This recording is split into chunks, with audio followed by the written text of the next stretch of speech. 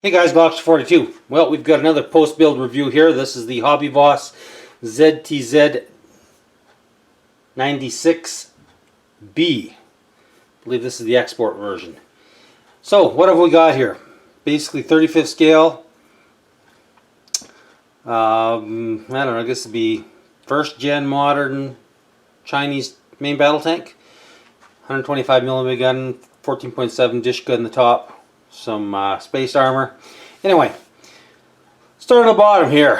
Running gear, tracks, and drive sprocket. The drive sprocket is too narrow for the tracks, so you're going to have to widen it out a bit, and forget about using the alignment pins because they put the drive sprockets exactly half tooth out, so they won't line up with your link-to-link tracks. The tracks go together really nice. They're nicely detailed. They are, like I said, they are a link-to-link track, just like that. Easy to build. You really need to watch your suspension arms. I thought I did, but they are very easily to get out of alignment.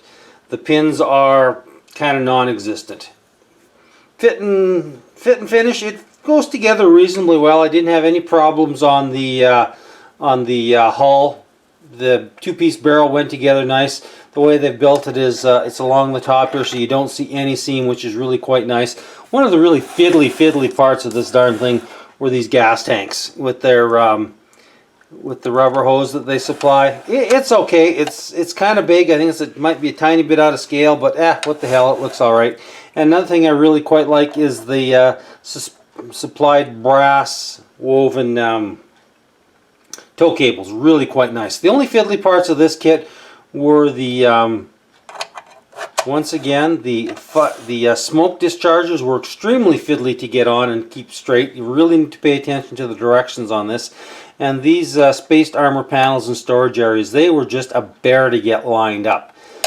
The weighting tube back here is really bad seam, so you're going to have to put a little bit of fill on that.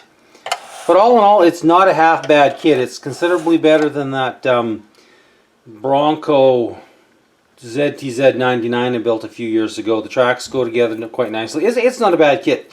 It might not be a weekender, but you'll certainly blast through it in probably 3 or 4 sittings. It's not a bad kit. It's kind of fun to build. I was originally going to do this in Chinese markings, but I've seen that the North Sudan actually runs the ZTZ96, so I'm going to paint it up in Sudanese markings. It's quite interesting. It's a black, gray, and green based on the Russian camel. So that's what we're going to do with this puppy. Thanks for watching, guys. Take care.